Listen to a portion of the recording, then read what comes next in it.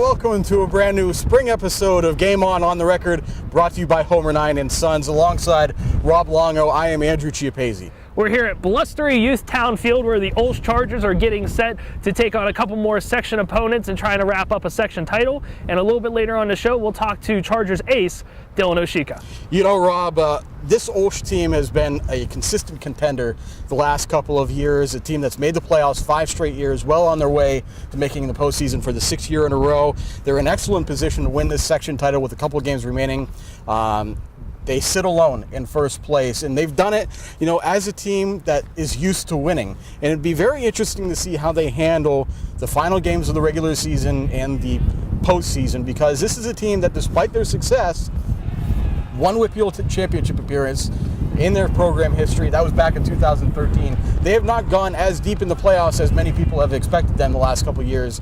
Maybe, just maybe, this is a year where they can make a little bit of a push. Yeah, it's basically because of Dylan Oshika. He's been pretty much lights out his entire career. He's got a 21-2 career record on the mound. Those 2 losses are non-section losses to West Allegheny and South Fayette. Not bad company being higher classifications, but in 8 games that he started this season, Oshika's earned the victory in all 8 of those games. In 3 of those games, he's thrown a Maddox, a complete game shutout under 100 pitches, which is something new this year in high school baseball. And you know what? Pitching has been so crucial to this program over the years, and again this year. Not only has Oshika been good with a 1.11 ERA and 8 wins to lead the staff, but this is a team with a 0.81 team ERA. That is exceptional, microscopically small for a high school baseball team. The one key issue that they may have going forward is, and the reason that ERA is so low, is they have given up 12 unearned runs this year. That's about 1 unearned run a game.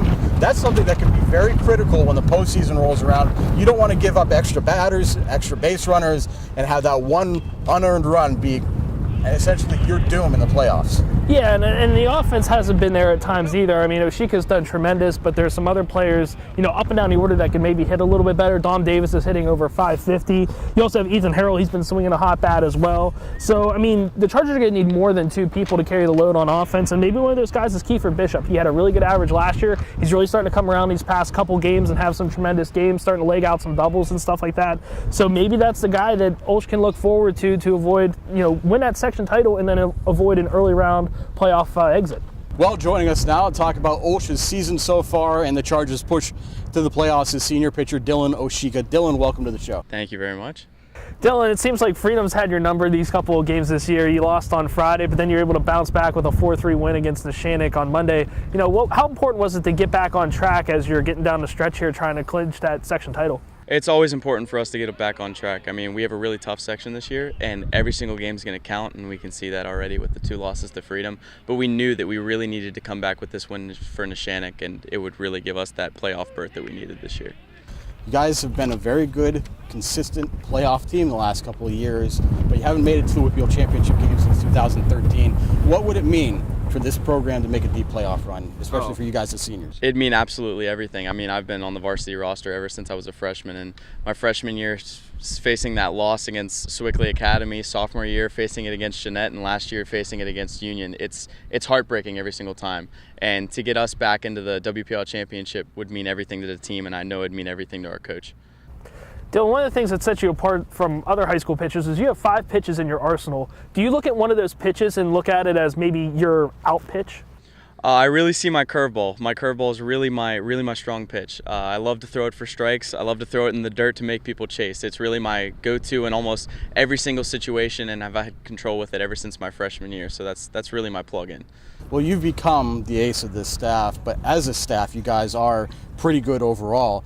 What's been the secret to you guys developing good pitchers year in and year out? And have you seen your progression as maybe an indicator of how good you guys can develop pitchers? I really think our preparation is a really big key, because ever since we get into the gym starting in December and January, February, we really get on the mounds at a decent time, making sure we give ourselves enough rest from the prior season. But we also get our work in soon. We get our flat ground work in, we get our location going, and we make sure we dial in each and one of our pitches.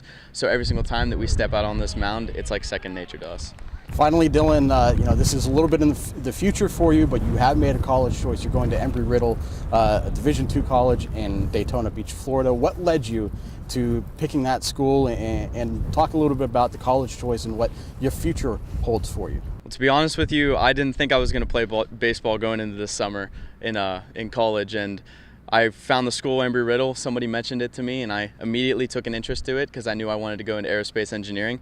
So once I got into that field and I knew that I wanted to get into that, I contacted the coach, and he took an immediate liking to me. So went down for a showcase, went back down again for a recruiting visit, and then he offered me my position on the team a couple weeks ago, and I couldn't be more excited to go down there next year. Dylan, appreciate your time and best of luck the rest of the season. Thank you very much. Well, that does it for this edition of Game On the Record. You can check out our Facebook page for anything you might have missed from us all throughout the week. Be sure to check out timesonline.com all weekend long for scores, stats, stories, and more. And of course, you can always follow us on Twitter with the account Time Scores for all the latest news and updates from those of us here at timesonline.com. For Rob Longo, I'm Andrew Chiappese. We're going to go blow away. We'll see you soon.